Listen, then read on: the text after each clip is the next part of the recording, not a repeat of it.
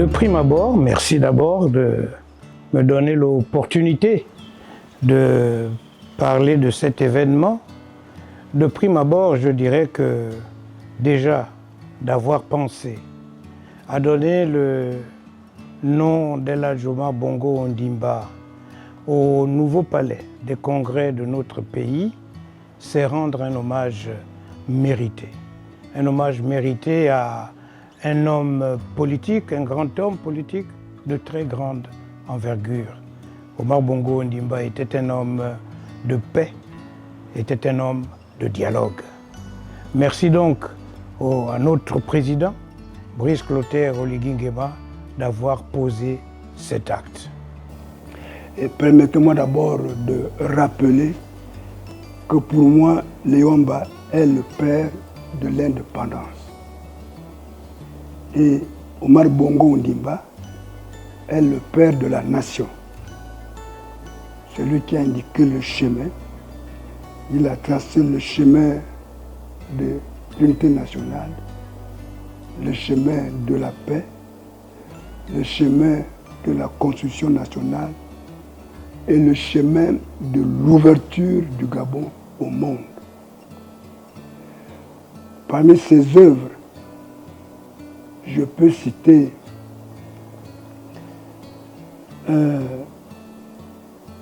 la création d'Africa numéro 1. Air Gabon, le Trans-Gabonais, le palais des congrès de la cité du 12 mars. C'est ce palais-là. Il y en a d'autres, mais je préfère aller dans le cadre de la cité. C'est ce palais de la cité du 12 mars qui avait abrité le sommet de l'OUA en 1977. Ce sommet qui avait connu un grand succès avec la participation de 22 chefs d'État et de 6 premiers ministres. Il faut bien dire, quand j'ai précisé que Omar Bongo a tracé le chemin de la Constitution, c'est que l'indépendance ne nous avait rien laissé au niveau des infrastructures telles que celles que j'ai citées tout à l'heure. Nous avons tout à construire nous-mêmes après l'indépendance. C'est pourquoi j'appelle le président Bongo comme le père de la nation qui a tracé le chemin de la Constitution. Ce palais qu'il a bâti et qui a disparu entre-temps, rebâti en sa mémoire, nous fait énormément plaisir. Rendre hommage au président Brice Clotaire Oligui Nguema, qui non seulement a reconstruit la cité de la démocratie, mais en plus a pensé honorer la mémoire de son illustre prédécesseur. Donc pour nous, c'est une grande œuvre, un grand moment de l'histoire que le rebâtissement de ce palais des congrès. Alors c'est pour ça que vous voyez ici avec la tenue du parti. C'est pour remercier le nouveau président, pour avoir pensé à récompenser, n'est-ce pas, notre ancien président et avoir donc baptisé, n'est-ce pas, cet immense palais de congrès, de conférences, si vous préférez, du nom d'Omar Bongo Ondimba. Je crois que Omar Bongo Ondimba le mérite. Et j'en profite pour remercier davantage le président de la République, son Excellence, Brice Clotaire Oligui Nguema. Cet ancien palais du temps de l'OUA, oui, j'étais à cette époque directeur général de Shell. Et nous étions là. Et nous avons vu ce que c'était. Nous avons apprécié ce que c'était. Et quand je suis venu au gouvernement en 90, j'ai pu aussi voir ce que c'était, apprécier le travail qui avait été fait et le voir détruire. Le voir détruit pour un projet qui n'a jamais vu le jour, pour des gens comme nous, des anciens, ça nous a fait très mal au cœur. Ce palais faisait la fierté des Gabonais à l'international, comme vous l'avez dit. Nous avons réussi, vous savez, c'était pour l'OUA, je crois 77. Ensuite, ce palais a abrité beaucoup d'autres rencontres internationales. Et ensuite, il a disparu. On ne revient plus sur le passé. On regarde le présent et l'avenir. Nous avons ici une structure splendide. Et je crois que c'est la fierté des Gabonais qui va s'exprimer à nouveau. Nous sommes fiers de ce nouveau palais, de ce nouvel édifice. Quand la cité de la démocratie s'est effondrée, je vous assure que pour moi, et je sais que certains Gabonais ont souffert de la même manière que moi, c'était une deuxième mort du président Omar Bongo Ondimba. J'étais à l'étranger et quand j'arrive, je jette mon coup d'œil vers la cité de la démocratie. Il y a un vide total, il n'y a plus rien. Et je demande à mon mari, mais qu'est-ce qui se passe? Il me dit, ça a été détruit. Bref, on ne rentre pas dans les détails. L'essentiel, c'est que ça soit reconstruit. Nous avons cette grâce d'avoir un nouveau chef d'État qui s'est rendu compte que ce site ne pouvait pas rester comme tel. Il a donc pris l'initiative de réhabiliter la cité de la démocratie. C'est une très bonne chose. Et je sais que la prospérité lui rendra toute la reconnaissance. Je voudrais d'abord dire qu'une partie de ma carrière politique, je l'ai passée presque ici. Vous savez que la conférence nationale a eu lieu ici. J'y ai participé en tant que délégué du PDG et l'un des vice-présidents de la conférence nationale. Ensuite, comme vous le savez, le Sénat a été abrité ici pendant un certain temps. Après quelques péripéties, est venu ici à siéger. Quand je dis ici, c'est l'ancien palais, bien sûr. Le Sénat a donc siégé ici et pendant quelques années. Donc c'est un palais, une cité de la démocratie que j'ai fréquentée, que je connais. Et quelle ne fut pas ma peine, comme celle de beaucoup de Gabonais, devant actuellement la disparition, voire ensuite la destruction de ce palais. Et nous sommes heureux aujourd'hui de voir que ce palais renaît avec plus de splendeur grâce à l'action du président Brice Clotaire Oligui Nguema. Pour moi, je voulais rendre un vibrant hommage au président Oligui Nguema pour la reconstruction de ce bâtiment, parce que depuis la destruction de ce bâtiment, on n'avait plus de structure.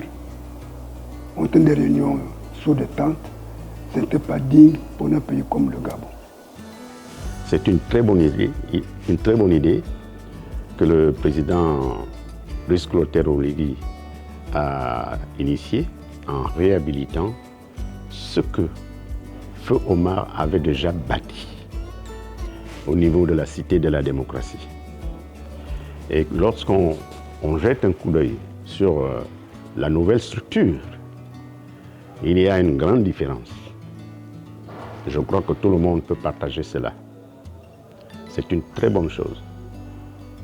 Parce que ça contribue non seulement au développement de la ville, de la capitale du Gabon, mais aussi ça donne une image parmi les plus belles en Afrique. La meilleure anecdote qui me vient en mémoire, qui me vient à l'esprit, vous pouvez en regarder une image ici. Je suis là avec le président Omar Bongo Ondimba. Je pense que ça a été l'une de ses dernières parutions au Palais international des congrès.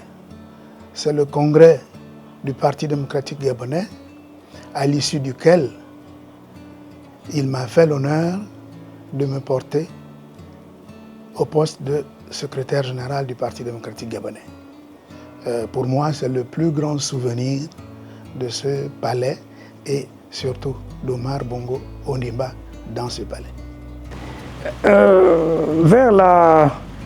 Avant que le président Bongo ne tombe malade, et avec l'issue malheureuse que nous avons connue, le président décide d'organiser une grande réunion avec toutes les institutions au palais du 12 mars.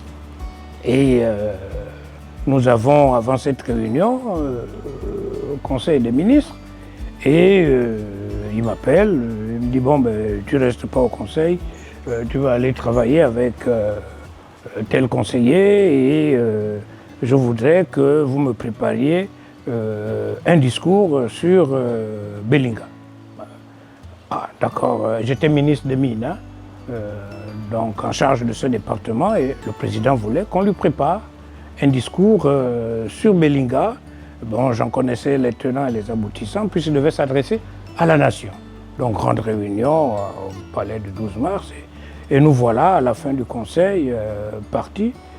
J'ai le privilège qu'il me demande de venir lui présenter le discours sur le trajet palais présidentiel, cité de la démocratie.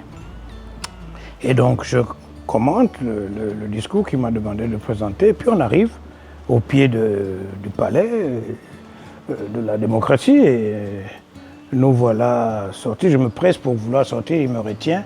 Il me dit, bon ben alors, c'est toi qui vas aller lire le discours. Pardon, Monsieur le Président, c'est toi qui vas aller lire le discours.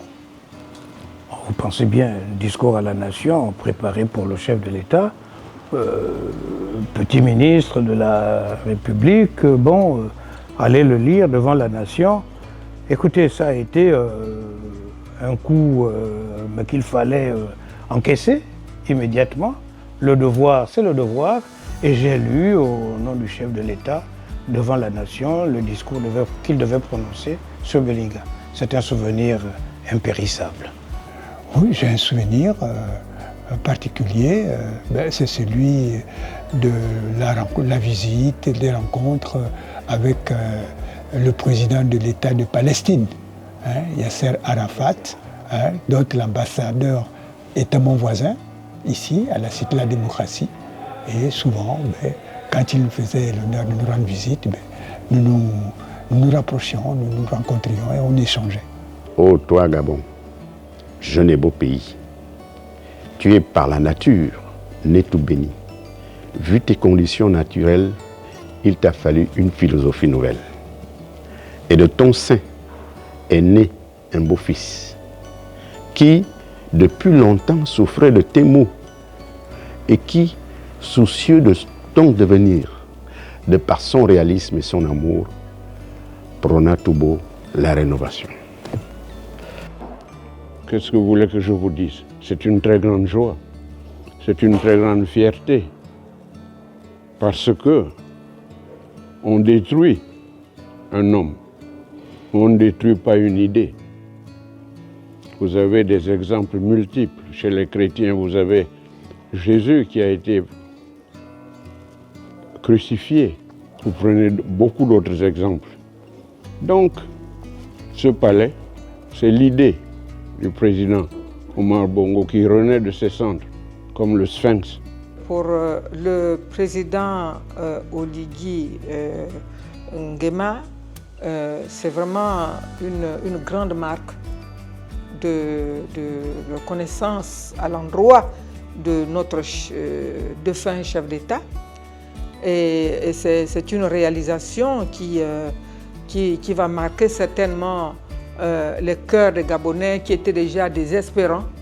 Et donc, on est certain que la plupart des Gabonais vont encore revivre la mémoire du chef de l'État, la mémoire du chef de l'État Omar Bongo Ondimba, le nom du président Omar Bongo Ondimba sera encore dans nos vies. Et nous rendons grâce à Dieu et nous félicitons avec déférence le bâtisseur. Il bâtit le Gabon, il rebâtit le Gabon, il le bâtit en tant qu'immeuble, il le rebâtit en tant qu'esprit. Regardez tout ce qu'il est en train de faire, toute la dignité qu'il est en train de redonner à l'homme gabonais. Regardez ce qui se passe autour de vous. Alors, on peut parler comme ça pendant très longtemps. Donc, nous sommes très heureux. Des gens comme nous sommes très heureux. Parce que parler est facile, réaliser est beaucoup plus difficile. Tout le monde peut promettre, mais peu réalise.